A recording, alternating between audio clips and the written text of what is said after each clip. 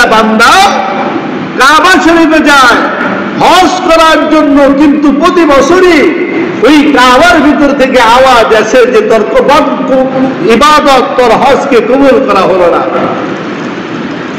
প্রথম বছর গেছে একই আওয়াজ, দ্বিতীয় বছর একই আওয়াজ, 40তম বছর তার নাতিকে নিয়ে হজের উদ্দেশ্যে গেছে।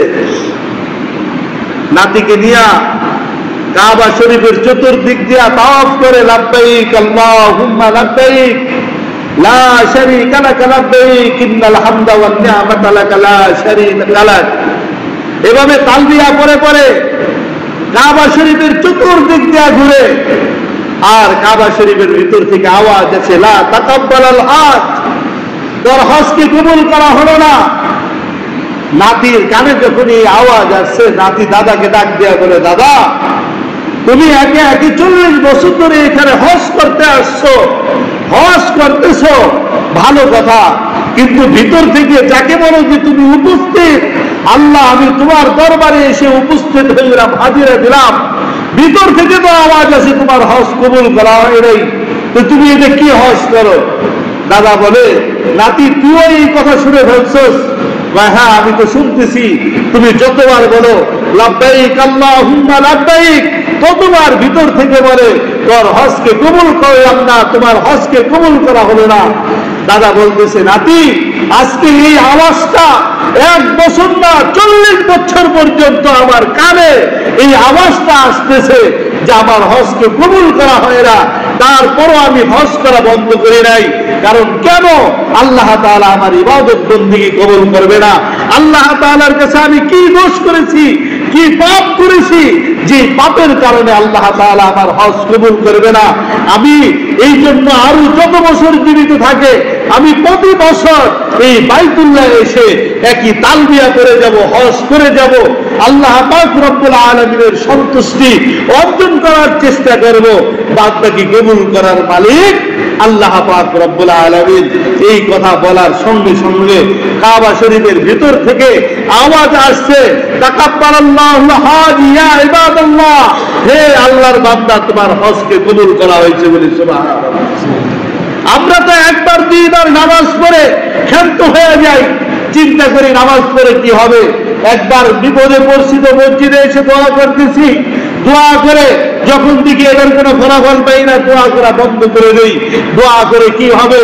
আবার যখন একটা লোক 40 বছর পর্যন্ত ইবাদত বন্দেগী লাখ লাখ টাকা খরচ করে গিয়ে ভিতর থেকে আওয়াজ আসছে কবুল করা হয় নাই, আমাদের তো এই ব্যাপারে কোনো সংবাদ দেওয়া হয় নাই যে আমাদেরও এরকম কোনো ঘোষণা আসছে আমি নামাজ পড়তেছি, নামাজ কবুল করা হয় না, আমি জাকাত দিতেছি, জাকাত কবুল করা হয় না, আমি দান সাদাকা করতেছি, দান সাদাকা কবুল করা হয় না, এরকম কোনো আওয়াজ না আসার পরেও আমি 1-2 দিন নামাজ পড়ি, আবারও নামাজ ছেড়ে দেই।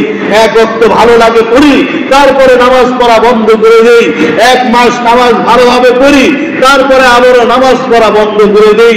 আমি আল্লাহর বান্দা, যে আল্লাহ পাক রব্বুল আলামিন আমাকে এতদিন পর্যন্ত হায়াত দিল, যে হায়াত নিয়ে আমি আমার রিজিকের ব্যবস্থা করতেছি, ছেলে মেয়ে লালন পালন করতেছি, আমি আল্লাহ পাক রব্বুল আলামিনের হায়াত, আল্লাহ পাক রব্বুল আলামিনের দেওয়া এক জিন্দেগি নিয়ে যে দুনিয়ায় আমি সব কিছু করতেছি, কিন্তু যে হায়াতটা আমাকে আল্লাহ দিল, ওই আল্লাহর জন্য আমি কি করতেছি, ওই আল্লাহর জন্য আমি কি করতেছি একটু চিন্তা করেন।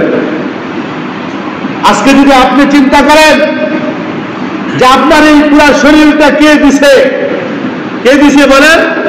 আল্লাহ তাআলা দিছে। আপনার সমবয়সী কত মানুষ দুনিয়া থেকে বিদায় নিয়ে চলে গেছে, আপনি এখনো দুনিয়ায় বেঁচে আছেন, কে বাঁচিয়ে রাখছে বলেন? আল্লাহ। আপনার খাবার দাবারের কোনো অভাব নেই, 3 বেলা কমপক্ষে 3 বেলা নিয়মিত খাবার খেয়ে দুনিয়ায় বেঁচে আছেন, এই রিজিকের ব্যবস্থা কে করতেছে? সব কিছু যখন আল্লাহ করতেছে, তাহলে আমি সব কিছু করার সময় পাইতেছি, কিন্তু আল্লাহ পাক রব্বুল আলামিনের ইবাদতের সময় আমার নাই, আল্লাহ তাআলার ইবাদতের সময় আমার নাই, সব কিছু করার সময়